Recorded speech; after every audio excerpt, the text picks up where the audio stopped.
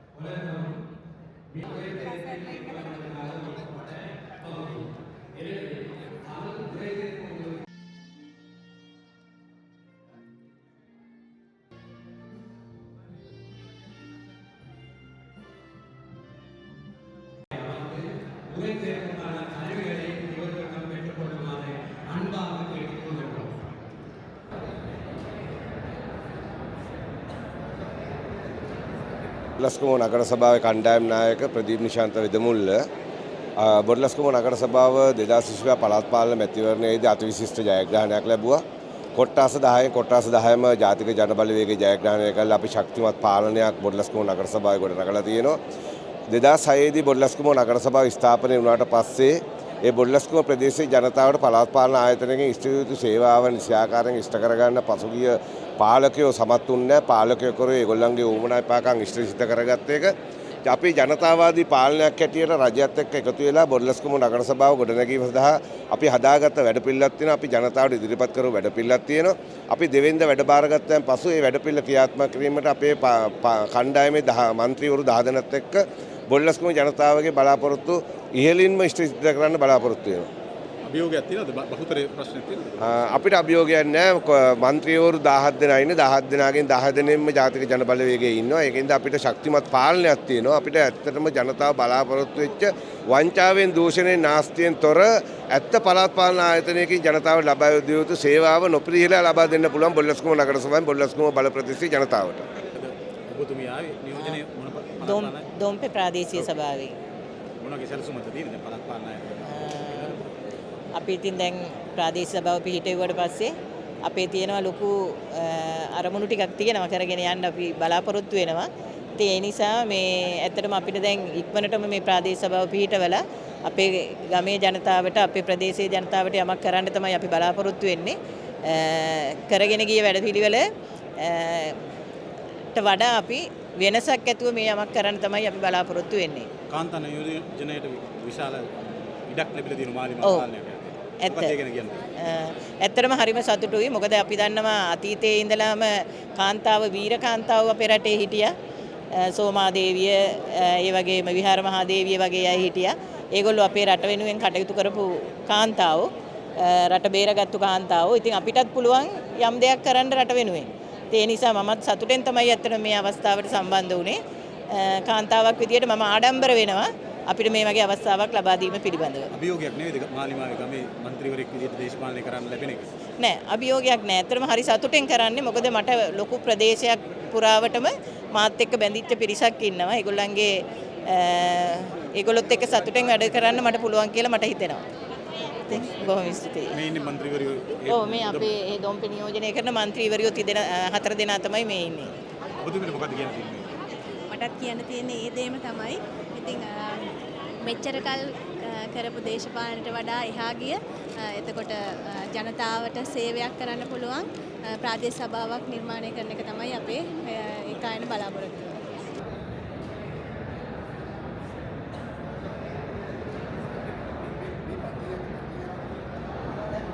අද මොකද්ද එමතුමා මේ වෙන්නේ මේ අරලිගහ මන්දිරේ? ඇත්තටම ලංකාවේ පළවෙනි වතාවට ජාතික ජනබලවේගයේ බිම්මට්ටමේ නායකත්ව 4000කට වඩා 4000කට ආසන්න ප්‍රමාණයක් මේ වෙනකොට පත්වලා තියෙනවා. ඊටාම මං හිතන්නේ රටේ ආශිර්වාදයක් විශේෂයෙන්ම ගම්බිම්මට්ටමේ මාලිමාවේ മന്ത്രിවරු අද සියලු දෙනාම මම හිතන්නේ කිසි කෙනෙක් නැගහැර නැතුව සියලු දෙනාම මේ දැවැන්ත මන්දිරයට අද උදෑසන ඉඳලම රැස් වෙමින් තියෙනවා.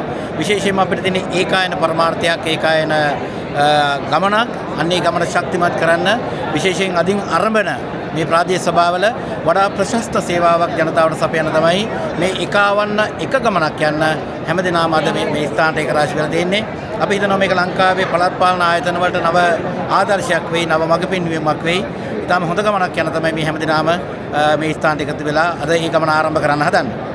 අපි දැක්කා මේ ඊයේ නලින් බණ්ඩාර മന്ത്രിවරයා කියන ලබන අවුරුද්දේ මේ මාසෙ වෙනකොට මාලිම ආණ්ඩුව එළවනවා කියලා. මොකද්ද මේ කියන්නේ? ප්‍රශ්නේ තියෙන්නේ හුන්ට දින කාල වකවානු කියලා Tamanගේ ඉන්න එක සමාජිකයා දෙන්න ආරක්ෂා කරගෙන ඉීම හැර ඇත්තටම වෙන දෙයක් ඉතුරු වෙලා නැහැ. අපි දැක්කා හුන්ට පත් වෙන മന്ത്രിවරයා පත් කරගන්න බැරුව ඒ ඇතුලේ ගැටුම් හැදිලා මේ වෙනකොට සංවිධායකව විශාල ප්‍රමාණයක් ඉල්ලා ආසෙනවා. මම හිතන්නේ ලබන අවුරුද්ද වෙනකොට පක්ෂය සම්පූර්ණ ඔය කියන දවස් වෙනකොට පක්ෂය විසිරිච්ච පස්සයක් බවට පත් වෙයි. මම හිතන්නේ පක්ෂයක්වත් ඉතුරු වෙන එකක් නැහැ කියන තමයි අපිට අදහස් කරන්න වෙන්නේ. ගාල්ල දිස්ත්‍රික්කේ කොහොමද මාලිමාව සම්පූර්ණ පළාත් පාලන ආයතන බලය පිටවනවද කොහොමද? සියලුම පළාත් පාලන ආයතනවල ගාල්ල දිස්ත්‍රික්කයේ වැඩිම බලය හම්බෙලා තියෙන මාලිමාවට. ඉතින් අපි අපේක්ෂා කරනවා සියලුම පළාත් පාලන ආයතනවල බලය ස්ථාපිත කරන්න මාලිමාව කිසිදු ගැටලුවක් නැහැ. ඒක තමයි ජනවරම. ඒක තමයි ජනතාවගේ අපේක්ෂාව. මම හිතන්නේ අනිත් පක්ෂත් තීරුම් ගන්න ඕනේ මේ ජනවරම. මේක තීරුම් නොගෙන කටයුතු කිරීම මම හිතන්නේ ඔවුන්ගේ අභාවයට හේතුවක් වෙයි කියලා තමයි අපි විශ්වාස කරන්නේ.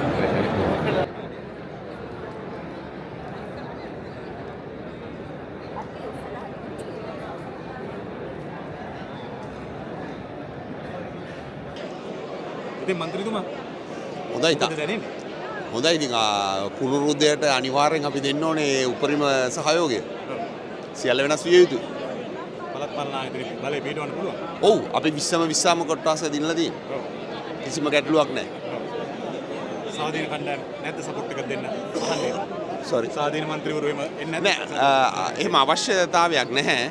අපිට 35න් 20ක් ඉන්නවා අපිට. ඉතින් හොඳටම අපිට වැඩ ටික කරගෙන යන්න පුළුවන්. ඒගොල්ලොත් දැන් ඉතින් ඇත්තටම අපිත් එක්ක වැඩ කරන්න වෙයි ඒගොල්ලොන්ට. ඔව් මම යාපනයේ MP අර මීටින් එක කාවා අපේ පක්ෂයේ කට්ටිය ඔක්කොම ඉන්නවා මෙතන. අද මීටින් එක කරනවනේ තමයි මම ආවේ යාපනයේ ඉඳලා. ඉතින් ඔබතුමා වෛද්‍යවරයෙක්. ඔව්. ඇයි මාවත් එක්ක දේශපාලනය කරන්න තෝරගන්නේ? ඩොක්ටර් ඇඩ්මිනිස්ට්‍රේටර් මම යාපන හොස්පිටල් ඩිරෙක්ටර් වගේ වැඩ කරනවා. මේ ඉලෙක්ෂන් එක ආව ඒක මාලිමාවට හොඳ එකන තමයි මම ආවේ. දැන් අපගේ තමයි අර කට්ටියට මම උදව් කරන්න පුළුවන් නේ. ඒක තමයි මම ආවේ ඉලෙක්ෂන්. කැස්බෑවේ නගරාධිපතිතුමාද සභාපතිතුමාද? සභාපතිතුමා. ඉතින් මොකද දැනෙන හැකියිද දැන් අද මාලිමාවේ කණ්ඩායමම අරලිගහ මන්දිරයට එකතු කරා? ඕ හරි සතුටුයි. මොකද ලංකාවෙම මාලිමාවේ මහජනයෝතින් සභාපතිවරු නගරාධිපතිවරු සියල්ල අද අරලියගහ මන්දිරයට එකතු වෙලා තිනවා. ජනාධිපති අනුරුද්ධානක සහෝදරයාත් එක්ක සාකච්ඡාවට අපි ගත්තොත් එම කැස්බෑව නගර සභාව මේවර පළාත් පාලන මැතිවරණයේ විශිෂ්ට ජයග්‍රහණයක් ලබා ගත්තා. අර ලොකුගේලා චන්ද්‍රන කත්‍රිආරච්චිලා වගේ තිබ්බ ත්‍රාඩ දේශපාලනය අවසන් කරලා අපි මහජන පාලනයක් උදෙසා කැස්බෑව නගර සභාව මේ පාර මාලිමාවේ ජයග්‍රහණය කළා තියෙනවා. අනිවාර්යයෙන්ම ජනතාව විශාල බලාපොරොත්තුවක් තියාගෙන තමයි රට පුරා පළාත් පාලන ආයතන මාලිමාවට දුන්නා වගේම කැස්බෑවේ ජනතාවත් මාලිමාවට දීලා තියෙන්නේ විශාල බලාපොරොත්තු තියාගෙන. අපි කණ්ඩායමක් ඉදිරියේ මේ කැස්බෑවේ ඉන්නේ මහජනීතියෝ මේ සියල්ලම අපි කණ්ඩායමක් ඉදිරියේ සම්පූර්ණ කැස්බෑව ගොඩනගන වැඩේ අපි බාර අරගෙන තිනවා. මහ ජනතාවට අපි සහතික කරනවා කැස්බෑ හොඳ පුරවරයක් බවට පත් කරනවා කියලා. අපි දන්නවා පහුගිය කාලෙම ගමේ മന്ത്രിවරයා කියලා කියන්නේ පගා ගන්න, කප්පම් ගන්න, මැර ත්‍රාඩ දේශපාලනේ රකින්න ඒ වෙනුවෙන් පෙනී ඉන්න ඒව කරපු පිරිසක්. ඒ දේශපාලන සංස්කෘතිය වෙනස් කරන කියන එක ලොකු අභියෝගයක්. මොකද කොහොමද සූදානම්? මේ විශේෂම කැස්බෑ.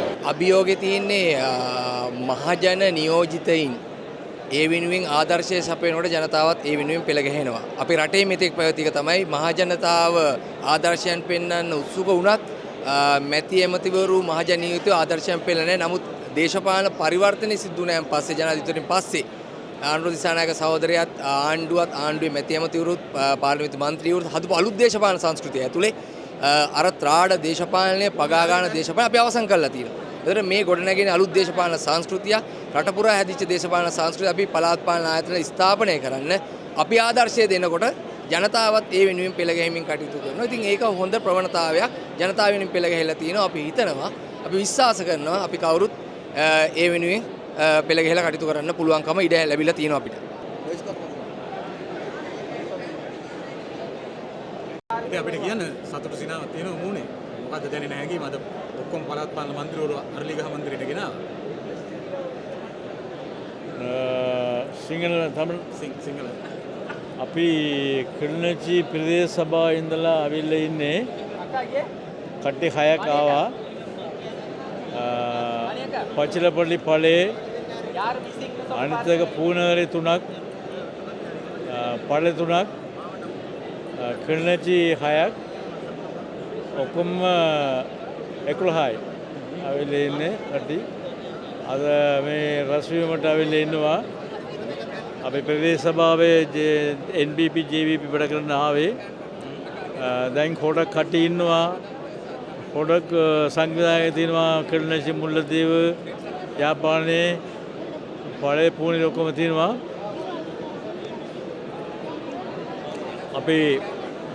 අපි කරමු දේශපාලන කරමු. අපි විප්ලවය කරනවා. හරි. ඕකේ. මන්ත්‍රීතුමිය අපිට කියන්නේ කොහෙද ප්‍රාදේශීය සභාව නියෝජනය කරන්නේ? අපි මුල්ලතිව් ඩිස්ට්‍රික් අපි දෙමළෙන් කියන්නම් එහෙම තමයි හොඳයි. හරිද? நாங்கள் முல்லைத்தீவு மாவட்டத்திலிருந்து தெரிவு செய்யப்பட்ட நாங்கள் முல்லைத்தீவு மாவட்டத்தில் இன மத பேதமின்றி நாங்கள் மக்களை ஒன்று திரட்டி கட்சியின் கொள்கைக்கு ஏற்ப நாங்கள் நடப்போம். ஆனால் இதுதான் முதலாக நாங்கள் என்பிபியில் கேட்டிருக்கிறோம். முல்லைத்தீவில் பூரண ஆதரவு எங்களுக்கு கிடைச்சிருக்கு, மக்களோட ஆதரவு. ஆனபடியாக மேலும் நாங்கள் வளர எங்களுடைய முயற்சிகளை செய்வோம். ඉතින් අපිට සිංහලෙන් කියන්න මේ මාලිමාවේ මේ විශේෂයෙන්ම උතුරේ දේශපාලනය කරන එක අභියෝගයක්. විශේෂයෙන්ම කාන්තාව. ඔව්. මොකද්ද දැනෙන හැඟීම කියන්නේ? காந்தா பெண்கள் பொறுத்தவரையில் நாம் பெண்களுக்குரிய தேவைகளை பூர்த்தி செய்வோம். மற்றது பாடசாலைகள், முன்பள்ளி சிறுவர்கள் அவர்களுடைய மேம்பாட்டுக்கு நாங்கள் உதவுவோம். மேலும் இன்னும் அடுத்த வருடமும் காந்தா பெண்கள் கூடுதலாக நம்ம என்பிபியில் சேர்ந்து பயணிப்போம் என்றதை கூறிக்கொள்கிறோம்.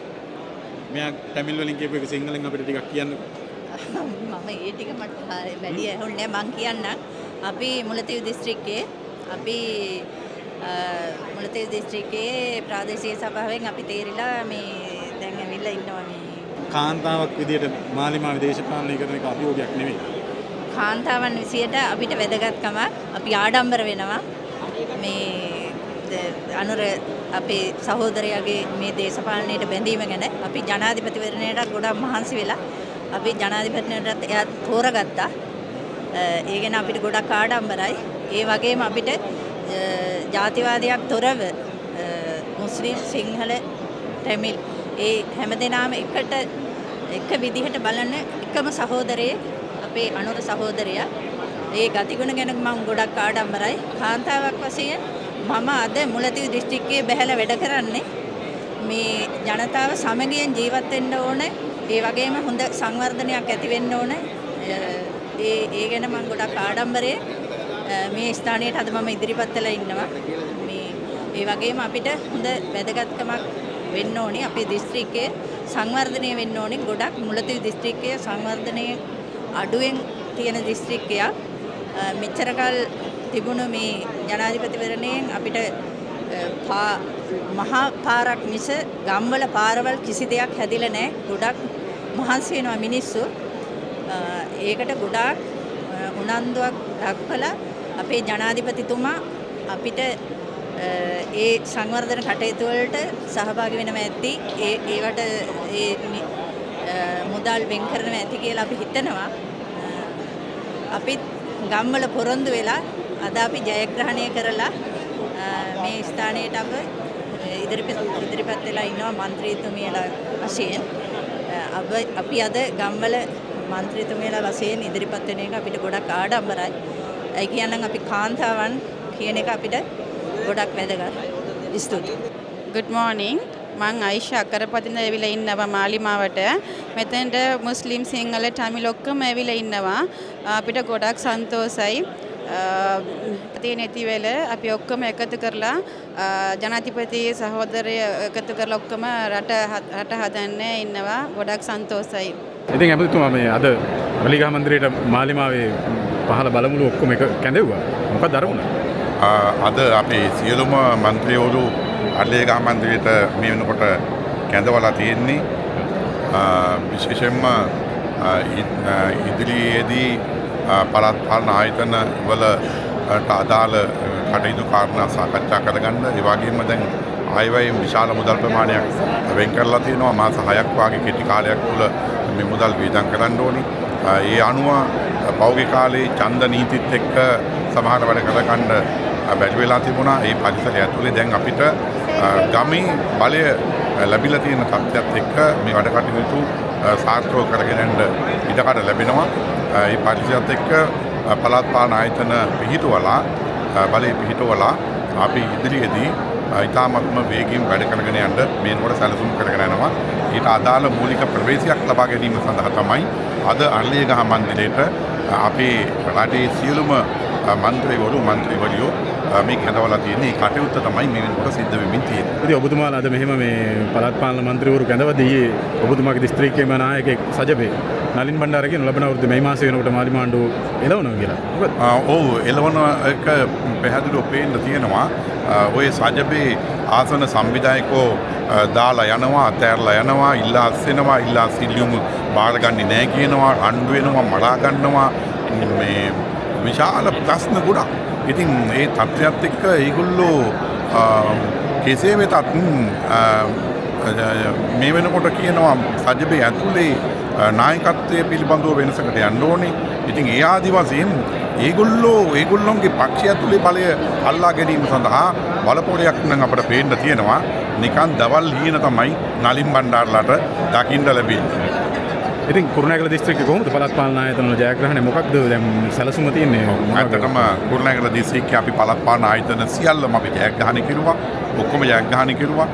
එතකොට අපිට මේ සභා කීපයක මේ වෙනකොට අපි බහුතරය ගත්තත් ඊටු පක්ෂ ඔක්කොගෙම එකතුව ගත්තාම පොඩි කීපයක ගැටලුවක් තියෙනවා. ඒ ගැටලුවත් අපි නිරාකරණය කරගෙන ප්‍රාදේශීය සභාවල පළාත් පාලන ආයතනවල බලය පිහිටුවීමට අදාළ මේනකොට සැලසුම් කරලා තියෙනවා.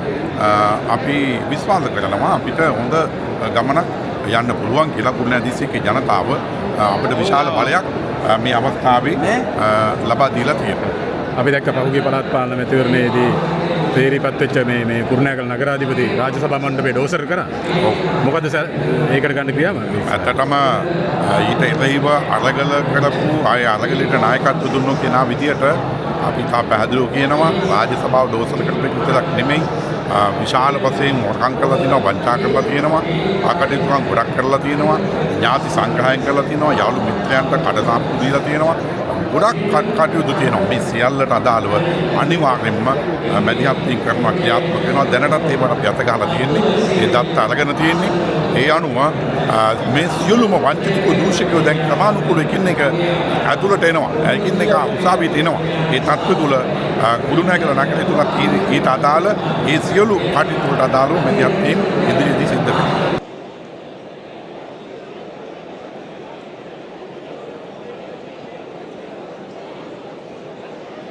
ඉතින් මේ කඩුවෙල නගරාධිපතිතුමා නේද? ඔව්. විශේෂයෙන්ම ගත්තොත් කඩුවෙල මහනගර සභාව කියන්නේ අතීතයේ සිට සම්ප්‍රදායික දේශපාලන මංකොල්ලකරුවන්ගේ ගොදුරු බිමක් දඩබිම බවට පත් වෙලා තිබිච්ච එකක්. අපි ඇත්තට ඔවුන් එක්ක උදුර ගත්තා. විශේෂයෙන්ම ගත්තොත් ජාතික ජනබලවේගයට බහුතර බලයක් තියෙන විපක්ෂ ඉස්සරහට දණින් වැටෙන්න ඕනේ නැති අපිට නිශ්චිතම ගොඩ ගන්න පුළුවන් කඩුවෙල මහනගර සභාව එසා ලොකු බලයක් අපිට ජනතාව දීලා තිබෙනවා. විශේෂයෙන්ම ගත්තොත් එහෙම කෝටි 150කට වඩා බදු ආදායමක් ඒ බදු ආදායමත් නිශ්චිතවම ඇත්තක බලා ගන්න අපිට ගියාට පස්සේ අපි දන්නවා අපි එන්න කලින් තිබිච්ච ලිපිගොනු ආදාහනාගාරවල ආදාහන කළා අපි එන බව කල්තියා මාස 6කට කලින්ම ඒගොල්ලෝ දැනගෙන හිටියා. ඒ නිසා අපි විශ්වාස කරනවා කඩුවෙල කියන්නේ තම සුන්දර මහනගර සභාවක්. කොළඹ මහනගර සභාවෙන් පස්සේ වැඩිම ජනගණනයක් ඉන්න විශාල වර්ග කිලෝමීටර් 91.73ක පැතිරිච්ච නගර සභාවක්. අපිට ලොකු අභියෝගයක් බාර දෙනවා. අභියෝග වලට අභියෝග කරපු අපිට කඩුවෙල මහනගර සභාව ගොඩනගනවා කියන එක අභියෝගයක් නෙමෙයි. අපි තාමත් පැහැදිලිවම කඩුවෙල ගොඩනගනවා අනිවාර්යයෙන්ම. හැබැයි ඔබතුමාලා ඔහොම කියද්දී අභියෝගයක් කරනවා මේ නලින් බණ්ඩාර සජපේ. ලබන අවුරුද්දේ මේ මාසෙ වෙනකොට මාලිමාවේ ආණ්ඩුව පෙරලනවා. ඔව් අපි දකිනවා විපක්ෂය සිහින දකිනවා. ඒකට ඒ සිහින ලෝක ජීවත් වෙන්න කියලා අපි අපේ වැඩ කරනවා. ජනතාව අපිට පබරු වගකීම අපි අනිවාර්යයෙන් ඉෂ්ට කරනවා. බදු මුදල් හැම රුපියලකටම අපි වග කියනවා. ඒ නිසා අපි ජනතාවට කියනවා විපක්ෂයේ මඩ ප්‍රහාර වලට රැවටෙන්න එපා. අපි මේ රට ගොඩනගනවා. රට දුන්නා අනුරට ගම දුන්නා ජනතාව අපිට ගමයි රටයි දෙකම හදන වැඩේ අපි බාරාන් දෙනවා. අපි එක අකුරටම ඉෂ්ට කරනවා කියන කාරණේ අවධාරණය කරලා කියනවා. අපි දන්නවා ගමේ മന്ത്രിවරය කියලා කියන්නේ මීට පෙර හිටියේ කප්පම් ගන්න පගා ගහපු දූෂිත දේශපාලන සංස්කෘතියේ පිළිඹුවක් තිබුණේ. ඒක වෙනස් කරන එක අභියෝගයක් නෙවෙයි. ඒ තමත් පැහැදිලි. පාර්ලිමේන්තුවට අවශ්‍ය කරන හොරු තක්කඩි ටික පුහුණු කරපු පෙර පාසල බවට තමයි නගර සභා, මහනගර සභා, ප්‍රාදේශ සභා පත් වෙලා තිබ්බේ. අපි ඒව සුද්ධ භූමියක් බවට පත් කරනවා. ඒ සඳහා අපිට ඉතිහාසයේ මේ පක්ෂෙන් විසින් ලබා දීපු විනය සංවරකම අපි පාවිච්චි කරනවා රටේ ජනතාවට යහපතක් කරන තැනක් බවට පත් කරන්න නගර සභාව. කවද්ද දිවුරුම් දෙන්නේ? විශේෂයෙන් අපි දෙවෙනි වෙනකොට මහ සභාව පටන් ගන්නට සියලු කටයුතු සූදානම් කරමින් තිබෙනවා. අපිට කියන්න ඔබතුමා කොහෙද අපි මාතලේ රත්තොට ප්‍රාදේශ සභාවේ ඉතින් රත්තොට ප්‍රාදේශ සභාව අපි කොට්ටාස සියල්ලෙන් කීපයක් පෙරදුනත් අපි දිසක වශයෙන්ම මේ ප්‍රාදේශ සභාව අපි ජයග්‍රහණය කරනවා. ප්‍රාදේශ සභාවේ අපේ බලය ජාතික ජනබලවේගයේ බලය පිහිටුවනවා. ඒක අනිවාර්යෙන් මේ ලැබෙන උතුරු දිනේ සිද්ධ වෙනවා. මේ කණ්ඩායමේ බහුතර බලය තියෙනවා. අපි කණ්ඩායමේ අපි කොට්ටාස 4ක් පෙරදුනා. නමුත් අපිට ඒක ජයග්‍රහණය කරගන්න පුළුවන්. අපිට ඒකට සහයෝගය දෙන්න ස්වාධීන පිරිසක් අපිත් එක්ක ස්වේච්ඡාවෙන්ම ඇවිල්ලා ඉන්නවා. අපිට කියන්න ඔබතුමීගේ නම මොකද්ද? කොහෙද පළාත් පාලන ආයතනය නියෝජනය කරන්නේ? මගේ නම ෆාතිමා මරුවා. මම කාතාංගුඩියේ පළාත තමයි නියෝජනය කරන්නේ. ඉතින් මොකද දැනෙන හැඟීම අද මේ අරලියගහ මන්දිරයට ඇවිල්ලා ඉන්නේ ලංකාවේ මාලිමාවේ පළාත් පාලන ආයතන മന്ത്രിවරු එකතු කරලා තියෙනවා. මේක දැක්කම මොකද දැනෙන්නේ හැඟීම? සතුටුයි. ඉස්සර වෙලාම කියන්න ඕනේ. අනිත් එක අපේ වගේ තරුණයන්ටයි කාන්තාවන්ටයි මෙතන නියෝජනය කරන්න ලැබුණ එක හුඟක් වාග්යවන්ත දෙයක් විදිහට මම හඳුනනවා. ඉතින් මේ මාලිමාවේ දේශපාලනය කරන්න තෝරගෙන ඉඳි අභියෝගයක් වුනේ නැද්ද? සම්ප්‍රදායික දේශපාලන. සම්ප්‍රදායික දේශපාලනයෙන් මිදෙන්න ඕනේ කියලානේ අපි මාලිමාව තෝරගත්තේ. ඒ නිසා අභියෝග අපි පහු කරගෙන එන්න ඕන. අපි අභියෝග පහු කරගෙන එනකොට තවත් අභියෝගත් එයි. ඒත් අපි ඔක්කොම පහු කරගෙන එනවා. උත්සාහයනේ.